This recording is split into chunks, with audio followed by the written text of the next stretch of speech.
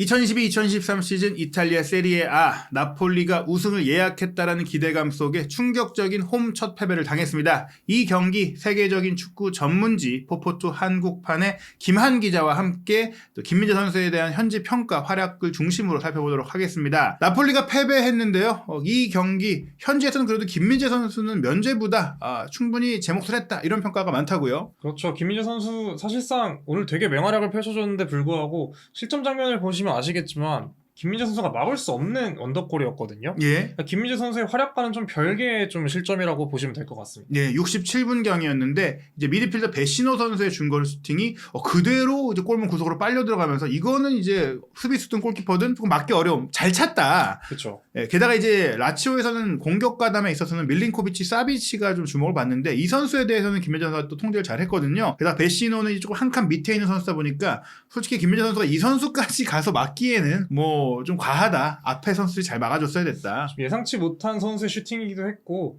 두 번째 사진을 보시면 아시겠지만 김민재 선수의 위치가 슈팅하는 위치와는 좀 거리가 있어요. 예. 그것도 그렇고 배신호의 슈팅이 한번 바운드가 됩니다. 예. 골키퍼 입장에서도 좀 막기 어려운 그런 코스의 슈팅이었고 수비수들이 좀 발을 뻗어봤지만 역시나 좀 막기 힘든 코스의 슈팅이었습니다. 이제 한 골 차로 이렇게 지게 됐는데 전반적인 선수단 평점을 이제 기록적으로 객관적인 그 기록으로 평가하는 폼업으로 봤을 때 김민재 선수가 팀이 패배했음에도 7.4점이라는 아주 좋은 평가를 받았어요. 그렇습니다. 7.4점이 팀 내 최고 평점이거든요. 김민재 선수가 라치오 선수들과 비교해도 좀 밀리지 않는 그런 경기를 펼쳤다고 볼 수도 있는데요. 라치오 선수들 경기 평점을 보시면 아시겠지만 이 골키퍼를 제외하면 김민재 선수보다 평점이 높은 선수가 딱 2명 있습니다. 예. 결승골 터트린 배신호 선수 있고 좀 좋은 활약을 펼친 히사이 선수가 7.6점으로 김민재 선수보다 0.2점 높은데요. 그러니까 전반적으로 김민재 선수가 좀 어떤 활약이 되게 고무적이었다, 좋았다 이런 점을 알 수 있었습니다. 예, 이날 경기의 양팀 통틀어 봤을 때도 가장 높은 수준의 경기를 펼친 선수다라고 평가를 받고 있는 것이고요. 또 이제 후스코어닷컴의 통계도 이제 통계 해석에 따라 차이가 있어서 점수가 다른데 그래도 이제 6.9점이니까 거의 7점에 준하는 패배한 팀의 선수로 보기 어려운 좋은 점수고 또 말씀하신 대로 라치오 선수들과 비교를 해도 이제 밀린코비치 사비치가 골대를 때린 것 때문에 여기서 좀 고평가를 받아서 실점 2점인데 김민재 선수와도 뭐 큰 차이가 안 난다. 그렇다면 왜 이렇게 좋은 평가가 패배했음에도 나왔느냐? 세부 기록을 보면 역시 김민재다운 기록들이 좀 보입니다. 그렇습니다. 김민재 선수 일단 나폴리 후방 빌드업 중심이 됐습니다. 그러니까 최근 들어 김민재 선수를 활용한 후방 빌드업 장면들을 좀 많이 보여주고 있는데 오늘도 김민재 선수가 되게 많은 터치를 했어요. 보시면은 패스 성공률도 94%, 심지어 시도한 패스가 155회나 되거든요. 그중에 146개를 성공시키면서 94%의 패스 성공률을 기록했습니다. 그 외에도 보시면은 뭐 롱볼 시도가 5번 있었는데 전반전에는 좀 롱볼이 좀 잘 안 도는 느낌이 있었거든요. 아무래도 라치오 선수들이 수비 라인을 내리다 보니까 걷어내는 장면들이 많았는데 후반전 들어서 수비 조직력이 조금 무너지는 모습이 보이니까 김민재 선수의 롱볼 역시 한번 통하는 모습을 볼 수 있었습니다. 그리고 이제 공격 지역으로 패스 연결도 10회니까 김민재 선수가 단지 수비 지역에서 기점 패스만 하는 게 아니라 바로 공격진에게 넘겨주는 좀 이제 결정적인 패스도 많이 시도를 했다. 그러면서도 성공률이 94%라는 것은 김민재가 왜 후방의 플레이메이커로 불리냐를 알 수 있는 부분이고 또 이 수비적인 기록을 보더라도 이제 공중볼의 지배자라고 얘기 듣잖아요. 8번이나 헤더 경합을 했는데 100% 성공을 했다. 다만 조금 아쉬운 것이 지상 경합 상황에서의 이제 경합인데 라치오가 라인을 많이 내렸기 때문에 또 이런 상황들이 많이 나오지 않았던 것도 있어요. 그렇습니다. 김민재 선수가 아무래도 전진 수비를 하면서 조금 지상 경합에서 좀 밀린 느낌도 있었고요. 대신 임모빌레가 좀 그렇기도 하고 세르게이 밀린코비치 사비치도 되게 신장이 좋은 선수잖아요. 예. 두 선수들이 이제 김민재 선수랑 좀 맞대결을 펼치는 경우가 많았는데 그 상황에서도 김민재 선수가 계속해서 공중볼에서 좀 압도하는 그런 모습을 보여줬습니다. 예, 실제로 라인을 내리고 롱볼을 때리는 식으로 이제 라치오가 나폴리에 맞춘 점수를 썼기 때문에 지상 경합으로 발밑에 공이 왔을 때 경합하기보다는 롱볼을 사전 차단하는 플레이가 많았고 그러다 보니까 김민재 선수의 히트맵을 보면은 진 팀이라면 이제 혹시 경기력이 밀렸을 경우에는 우리 박스 안에서 뭐 막거나 자르거나 하는 게 나와야 되는데 김민재 선수는 거의 공격적으로 좀 뛴 것 같아요. 그렇죠. 하프라인 넘어서도 터치한 그 위치가 되게 많거든요. 또 히트맵을 보시면 아시겠지만 전반적으로 왼쪽 측면 지역에 있으면서 좀 빌드업의 중심이 됐고 또 높은 위치까지 올라가서 수비도 하고 좀 공격에도 가담하는 모습을 자주 보여줬습니다. 저희가 기록 기반 평점 살펴봤는데 그렇다면 이탈리아의 공신력 높은 매체들 그리고 현지 언론은 어떻게 평가했는지 살펴봐야 될 것 같습니다. 우선 이탈리아 최대 스포츠 신문이라고 할 수 있는 가제타 델로 스포르트는 나폴리 팀 전체의 부진을 좀 짚었어요. 팀 평점을 5.5점으로 줬고 라치오 쪽으로 좋은 평가들이 많이 나왔는데 일단 나폴리에 대해서는 이제 순항이 좋았는데 이번에 나쁜 경기를 했다고 하면서 좀 의문을 제기했죠. 했죠. 8연승을 달리고 있었는데 갑자기 또 홈에서 열린 경기에서 꺾인 나폴리거든요.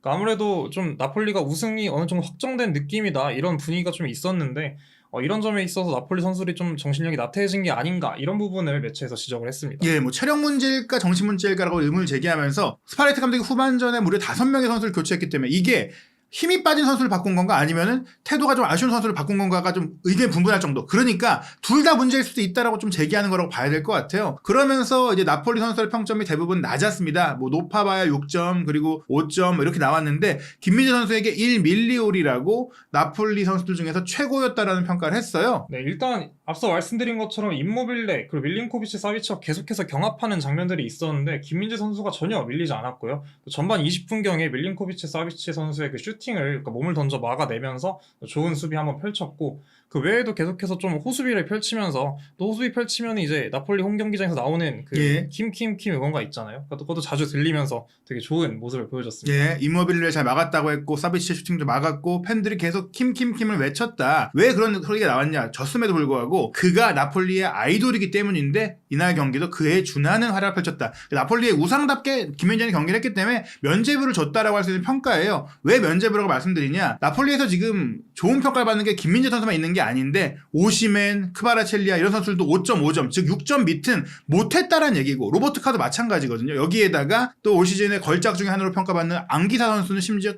최악이었다라면서 5점을 받았으니까 결국에는 김민재 선수가 이날 나폴리에서 그나마 이름값을 했다. 이렇게 좀 볼 수 있는 내용인데 뭐 이런 호수비 장면들이 분명히 그런 것 같아요. 네, 먼저 후반 32분경에 김민재 선수가 2차례 연속으로 좀 좋은 수비를 펼쳤는데요. 그러니까 뒤에서 날라오는 공을 앞서 그러니까 김민재 선수 되게 잘하는 플레이 예. 먼저 예측하고 끊어내는 장면.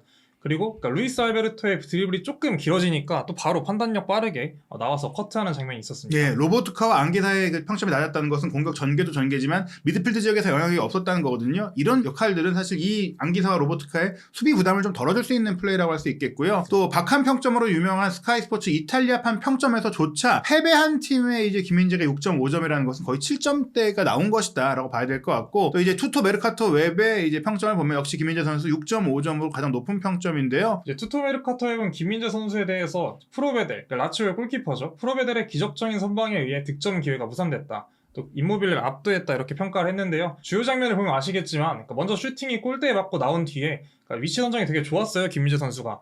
김민재 선수 향해서 공이 왔는데 또 총알 같은 그런 헤더로 득점을 노렸습니다. 지난 경기에서도 골포스트를 맞춘 적이 있는데 어떻게 보면 좀 다시 감각을 살린 김민재 선수였고요.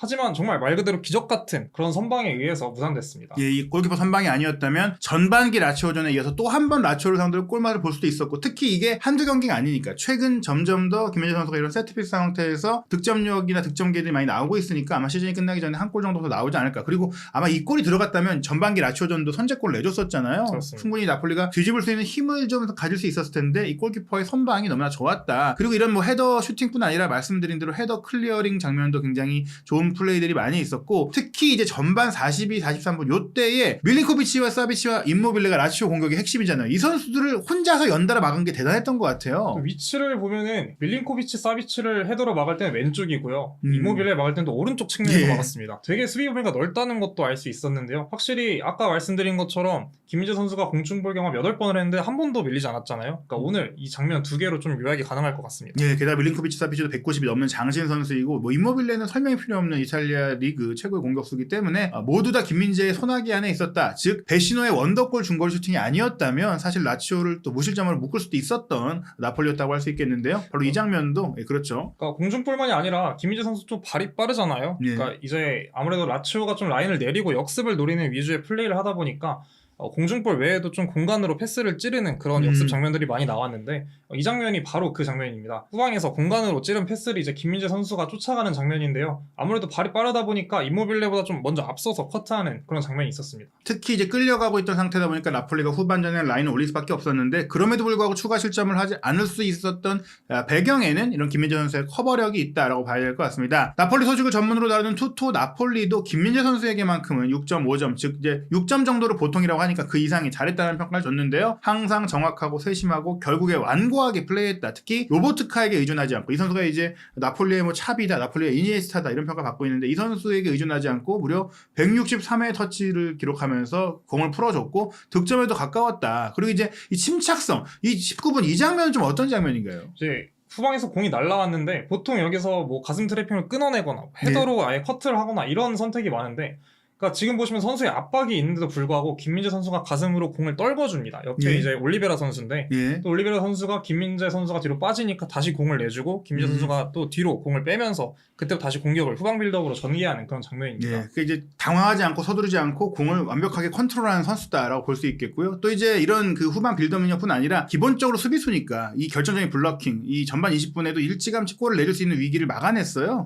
또 이때도 김민재 선수가 위치가 살짝 뒤에 있었거든요. 그런데 이제 밀린코비치 사비치가 슈팅 기회가 나온다는 걸 좀 미리 파악을 하고 몸을 던져서 막아냈습니다. 되게 위치를 보시면 아시겠지만 실점으로 연결되기 좀 좋은 장면이었어요. 근데 김민재 선수가 되게 몸을 던지는 적극적인 수비로 실점 위기를 막았습니다. 사실 뭐 선수에 대한 평가는 경기를 보고 경기에 어떤 영향을 끼쳤는가를 보는 건데 분명히 이 경기도 세리에 A의 빅매치이기 때문에 김민재 선수에게 관심 있는 많은 구단들과 스카우트들이 지켜봤을 거란 말이죠. 나폴리가 패배한 것과 별개로 김민재 선수의 개인적인 경기력은 좋았기 때문에 여전히 관심들이나 평가는 유효하다라고 봐야 될 것 같고 실제로 이제 유럽 스포츠 미디어가 선정한 이달의 팀, 유럽 전체 베스트 11, 월드 베스트 11이라고 할 수 있는 팀 오브 더 먼스에 김민재 선수가 지금 최다 선정이 되고 있어요. 그러니까 이 ESM은 뭐 영국의 월드사커라든지 스페인의 마르카, 독일의 뭐 키커, 포르투갈의 아볼라 같은 그 최고의 유럽에서 이제 각국의 최고의 매체들이 다 모여 있는 연합체거든요. 여기서 이제 기자단 투표를 통해서 최고의 선수를 뽑는데 지난해 9월과 10월에 연달아서 김민재 선수가 최고의 선택표로 뽑혔었습니다. 그리고 이제 2월 달에는 이제 가장 먼저 키커가 이 선정 결과를 공개를 했는데 김민재 선수가 또 뽑혔는데요. 선정 명단 한번 살펴보시죠. 보면은 이제 센터백으로는 또 김민재 선수 있고 그바르디올 선수 되게 잘하잖아요. 그러니까 이런 좀 쟁쟁한 라이벌들을 제치고 저런 최고의 선수 딱 2명으로 선정된 김민재 선수입니다. 지금 보시면 골키퍼는 맨유의 데헤야, 또 이제 풀백으로는 이제 나폴리에서 김민재 선수와 함께 호흡을 맞추고 있는 디로렌츠도 들어갔고 도르트문트가 후반기에서 굉장히 잘하고 있는데 게레이로 들어갔고 이제 미드필드 라인에는 바이에른 뮌헨의 코망, 맨유의 카세미루, 맨시티의 균도안, 그리고 공격진에 맨유의 레시포드, 나폴리의 오시멘, 레알 마드리드의 비니시우스 등이 올라와 있는데 이 김민재 선수가 선정된 게 올 시즌 들어서 3번째인데 센터백 중에 월간 베스트 3번 선정한 게 김민재 선수가 유일하고 또 이 월별 선정뿐 아니라 투표 횟수를 보더라도 누적 투표를 보더라도 김민재 선수가 최다기 때문에 아마 올 시즌 ESM 선정 시즌 월드 베스트 11 최고 센터백으로 뽑힐 가능성이 매우 높다. 저는 개인적으로 이제 3월 들어 치른 이번 첫 경기 라치오에 패배하긴 했지만 지금까지 저희가 돌아봤을 때는 김민재 선수의 개인적인 경기력에는 문제가 없는 것 같아요. 맞습니다. 이번 경기는 그냥 나폴리가 한번 이렇게 어떻게 보면 꼬꾸라진 경기였고요. 김민재 선수의 개인적인 기량에는 전혀 문제가 없는 그런 경기였습니다. 말씀드린 대로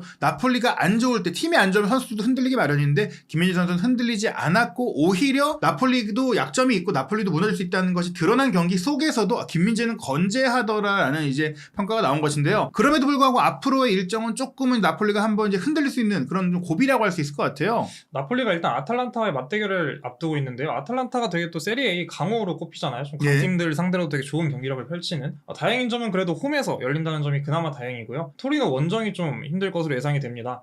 물론 그 이후에 프랑크푸르트와 토리노라는 좀 연달아서 힘든 상대를 두고 있는데요. 그 다음이 또 AC 밀란입니다. AC 밀란이 지난 시즌 챔피언이기도 하고 이번 시즌 초반에는 조금 아쉬웠지만 지금 또 올라오고 있는 팀이거든요. 되게 힘든 경기들을 기다리고 있는 나폴리입니다. 게다가 레체와의 경기는 전반기에 나폴리가 레체와 홈에서 좀 아쉽게 비겼던 기억도 있고 이번엔 원정 경기라는 점에 있어서 어떻게 보면 베로나와의 경기 전까지 한 경기도 조금은 마음 놓을 수 있는 경기들이 없다. 그런데 지금 나폴리가 뭐 컨디션적으로 문제가 없다라면 괜찮겠지만 주중에 챔피언스 리그 일정도 있고 또 데이매치 기간에 선수들이 또 각국에 갔다 오면 또 거기에서 피로가 쌓일 수 있고 이런 부분들은 나폴리가 지금 우승을 예약했다, 조기 우승을 확정할 것이다 이런 얘기들이 나오고 있는 과정 속에 조금은 이제 리스크, 조금은 이제 어떻게 보면 한번 흔들릴 수 있는 그런 우려가 되고 있어요. 그렇습니다. 또 나폴리가 역전 우승을 당한 경험이 그런 아픔들이 있기 때문에 일단 지금은 승점 차이가 굉장히 많이 나지만 아직 경기가 많이 남은 만큼 좀 그런 불안감이 생길 수도 있을 것 같아요. 이번 경기로 인해서. 일단은 라치오와의 경기에 패배했기 때문에 만약에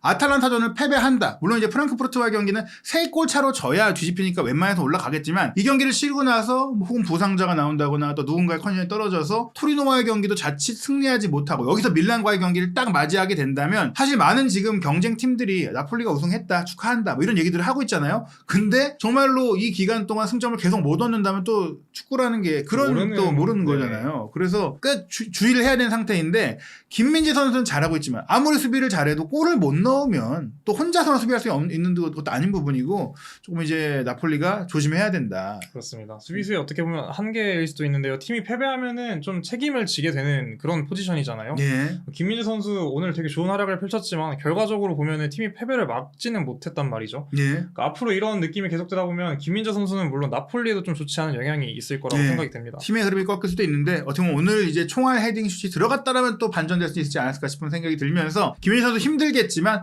앞으로는 이제 세트피스에서도 조금 더 득점을 열심히 노려서 골도 내가 넣어야 되겠다. 다 하겠다. 내가 다 해야 되겠다. 좀 이렇게 좀 더 의욕을 갖고 또 자신감 있게 경기해줬으면 좋겠습니다. 과연 나폴리가 이 고비를 넘고 조기 우승 확정할 수 있을지 또 김민재 선수의 올 시즌 유럽 최고의 센터백으로 선정되는 결과가 나올 수 있을지 한준TV에서 최신 소식 확인하시기 바랍니다.